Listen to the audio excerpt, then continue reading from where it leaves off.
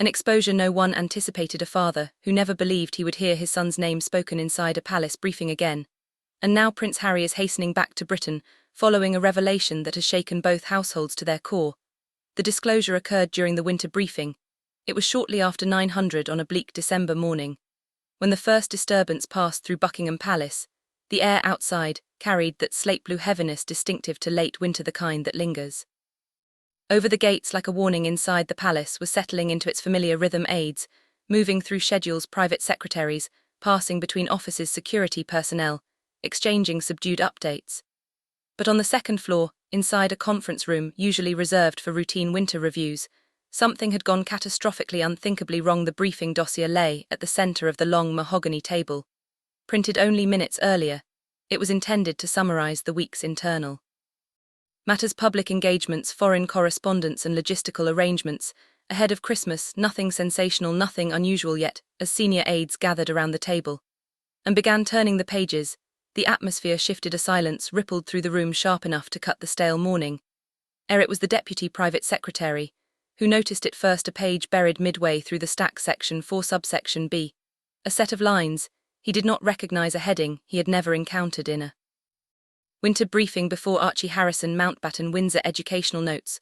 Confidential. The room froze for a full 5 seconds. No one spoke, no one breathed, no one dared turn the page. It made no sense. Archie was now an American student, living thousands of miles away. His schooling was private, independent of royal oversight. There should have been no justification, none whatsoever, for his name to appear in an internal palace document. Where did that come from? Someone whispered. No one replied. A sinking unease took hold as the aides exchanged glances, each more unsettled than the last. The head of the sovereign's household office turned the page with the caution of a man expecting catastrophe. What followed was worse than any of them had feared. A brief notation regarding curriculum matters, an overview of institutional transitions, and an archived reference to a file tied to the pre-2020 transition period, information that should have been erased or formally transferred out of the royal system years earlier. A breach not external but internal, the kind that permanently destroys trust. A young digital archivist, pale and trembling barely a year into her role, was summoned immediately. She reviewed the document, her eyes widening. She explained, her voice unsteady, that during an internal reorganization of historic family files in late November, a mislabeled digital folder from early 2020 had been temporarily unlocked for cross-departmental indexing. It contained transitional notes drafted in the weeks when the Sussexes were negotiating their exit arrangements, notes that should have been deleted, but were instead misfiled, electronically sealed and forgotten. Until now the aides felt the temperature in the room drop. This was not a security intrusion. This was an institutional failure of the highest order. One senior official pressed his palms against the table, leaning forward, as though steadying himself against the weight of the moment. If even one line of this escapes these walls, he said quietly, we will face a crisis that makes the spring of 2020 seem mild. Another aide swallowed hard. Does His Majesty know? Not yet, came the reply. But he will. Outside the window, bare branches scraped softly against the glass, a reminder of the winter. The monarchy could not escape. The Queen had once observed that storms arrive quietly before they arrive loudly. And this, everyone sensed, was the quiet stay. Within minutes the document was retrieved, secured, and escorted under protocols typically reserved for matters of state. Phones were placed face down on the table, doors were closed. A decision was reached. The king must be informed before the morning concluded. No leaks, no murmurs, no misinterpretations. The matter was too volatile, too sensitive, too personally tied to a prince who had already severed nearly every official tie with the institution, accidentally retaining his son's private information. As the aides dispersed, the deputy private secretary remained behind, staring at the table where the briefing packet had rested moments earlier. He could still feel the chill of it, the name. No one expected to see the mistake no one could undo. Elsewhere in the palace, King Charles was preparing for a day of routine engagements, unaware that within the hour he would be confronted with a lapse capable of reopening wounds his family had never fully healed. Because in the winter stillness of Buckingham Palace, a single misplaced file had awakened a storm, and 3 minutes later the world would begin to feel it. Yes, he replied, I have to, because this was no longer about the monarchy. It was no longer about duty titles or tabloid cycles. It was about a child whose name had been spoken in a room he should never have been associated with again. By midday arrangements were set in motion, discreet and unpublicized, a single seat booked through diplomatic channels. No entourage, no press, just a father returning to confront the institution that had failed him once, and had now edged dangerously close to his son, and by nightfall Prince Harry was on a flight bound for Britain, carrying with him a storm the palace was unprepared to face. By the time Harry's flight entered United Kingdom airspace, the atmosphere inside Kensington Palace had shifted from quiet unease to a brittle icy vigilance. Dawn had not yet broken, and the estate lay beneath a thin veil of frost, the kind that dulled sound and made every footstep feel heavier. But inside the tension was unmistakable. William had been briefed hours earlier. He stood in his private study, the early winter darkness pressing against the tall windows. A single lamp cast a muted glow over freshly printed reports, digital sentiment analyses, risk projections, and the internal summary that had ignited the entire storm. Archie's name, printed once and referenced twice, was enough to spark an international firestorm. William set the papers aside and pinched the bridge of his nose, as if the gesture alone might lessen the scale of what was unfolding. He knew Harry would come. He knew the breach, accidental or otherwise, had crossed a boundary that should never have been touched, but what unsettled him most was not Harry's anger. It was Harry's urgency, the kind that meant his brother was not coming for an explanation. He was coming for the truth. Catherine entered, without announcement, a habit she reserved for moments when formality felt unnecessary. She wore a thick winter cardigan, her hair loosely drawn back, her expression composed yet weighted with something quieter. "Is it confirm?" She asked. William nodded. "He's already in the air." Catherine exhaled softly, her breath catching the lamplight. As though even the air felt heavy that morning, she stepped closer, her eyes scanning the papers on the desk. "This should never have resurfaced," she said. "The timing alone feels cruel." William agreed, staring once more at the document. The careless indexing error had reignited a narrative they had spent years trying to leave behind. He knew how fiercely Harry protected Archie, how deeply he distrusted institutional systems, and how quickly a single misstep could fracture whatever fragile bridge remained between them. "Does the king know he's arriving today?" Catherine asked. "He was informed as soon as the flight cleared Greenland," William said.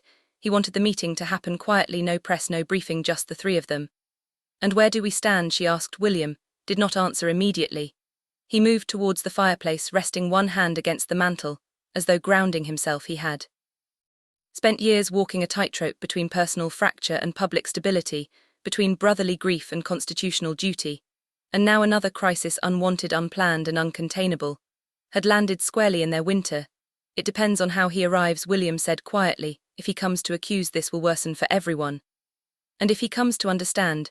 she asked. William shook his head. "Harry hasn't come to understand anything in years. He comes when something is broken." Catherine studied him for a long moment, her features softening with an empathy she rarely allowed herself to show openly. "He's frightened, William. That file isn't just a breach. It tells him the palace hasn't truly let go of him or his children. A parent would hear that as a threat." William closed his eyes briefly. He knew she was right. He also knew the institution's machinery, cold, procedural, and often blind to human consequence, had created this very storm. But another truth lingered beneath the surface. Unspoken by either of them, Harry was not the only one who felt the past reaching into the present. Catherine touched the edge of the reports gently, the way someone might touch a bruise. "Do you think the king is prepared for how far Harry may take this?" William's jaw tightened. "He believes he is, but you don't know," William said. "Because this time it isn't about titles or roles or interviews. It's about a child." The faint light of morning began to press through the darkness, bathing the frost-covered grounds in a pale, brittle glow. It was the kind of winter dawn that exposed everything: cracks, shadows, truths no one wished to confront. Catherine turned towards him. "What will you do when he arrives?" "Meet him," William said. "Before the king does." She nodded, unsurprised. It had always been William's instinct to place himself between the family and the fire, even when the fire bore his brother's face. But before she could respond, an aide appeared silently in the doorway. "So the flight has landed. He's on his way." William exchanged a glance with Catherine, not fear, not dread, just the sober recognition that the coming hours would reshape everything. Because Prince Harry had not hurried back to Britain out of obligation. He had returned because someone had crossed a line even exile could not erase, and now winter had brought the brothers face to face. The return that changes everything. By mid-morning the sky above London had settled into a pale wintry haze, the kind that softened the city's edges, but sharpened the emotions of those awaiting news at Buckingham Palace. The gates remained closed, the guards expressionless, the public unaware that within those walls, one of the most delicate family reckonings in recent royal memory was about to unfold. Prince Harry had landed. A black car carried him through the quiet morning streets. Its windows tinted its route, deliberately concealed. No photographers, no motorcade, no ceremonial escort, just a son returning to the place he once called home, and a father bracing for a conversation neither of them had prepared for inside. The palace King Charles waited alone in his private sitting room, a cup of untouched tea cooled. Beside him he had dismissed advisers' postponed briefings, and closed the door knowing this was neither a political matter, nor a constitutional dilemma. This was a father facing a son he had lost twice, first to grief then to geography. When Harry entered, the silence fell immediately. And heavily, not hostile, not cold, just weighted with years of unspoken questions. Charles rose slowly, his face marked by exhaustion and regret. "Harry," he said softly. Harry did not respond at once. His eyes travelled around the room, taking in the familiar details, the portrait of his grandmother, the arrangement of winter flowers, the heavy drapes framing the frosted courtyard. These were remnants of a life he once navigated with certainty. Now, they felt like artifacts. Only then did he speak. "Archie's name should never have been here." Charles nodded, the lines in his face deepening. "I know." Harry stepped forward, emotion swelling beneath the composure he had forced himself to maintain. "You kept documents about my son after everything, after we left, after we asked for privacy. You still held on to him." Charles swallowed hard. "It was an error, not a decision." That, Harry replied, his voice roughened by hurt, "is exactly why I'm here." Across the palace, William waited, in an adjacent room, packing quietly, his hands clasped behind his back. Advisers stood outside the corridor, pretending not to listen for the faint sounds of raised voices, footsteps, or breaking glass, but none came. The conversation, for all its weight, remained painfully calm. Charles explained the administrative loophole, the outdated digital archives, and the failure of oversight. He admitted the monarchy's internal machinery was still adjusting to modern demands, still too rigid, still too slow to shed the remnants of old systems. Harry listened, jaw-tight, eyes clouded by a mixture of disbelief and grief. "What matters," Charles said at last, "is that no harm was intended, but harm was done." Harry replied. "And once again, it is my family who pays for the palace's mistakes." The words lingered not as accusation, but as truth. In another room, William exhaled quietly. He recognized that tone. He knew Harry was no longer shouting, because the wound had passed beyond anger into something dangerously close to resignation. For a long moment, neither father nor son spoke. Then Charles asked, "What do you need?" Harry did not hesitate, a guarantee that nothing bearing his children's names would ever sit inside those walls again. Not in a file, not in a briefing, not in a misplaced archive. Charles nodded slowly, the weight of the promise settling on his shoulders like another winter cloak. "You have my word." Harry's expression did not soften, but something within him steadied, a quiet shift, an acknowledgement that the answer would never feel complete.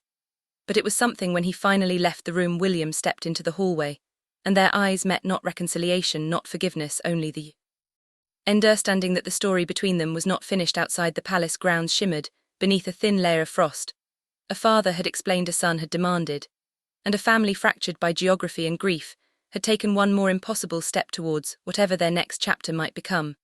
And somewhere in the stillness of that winter morning, Britain exhaled, knowing that even in the world's most public family, the deepest battles are always fought in private, always fought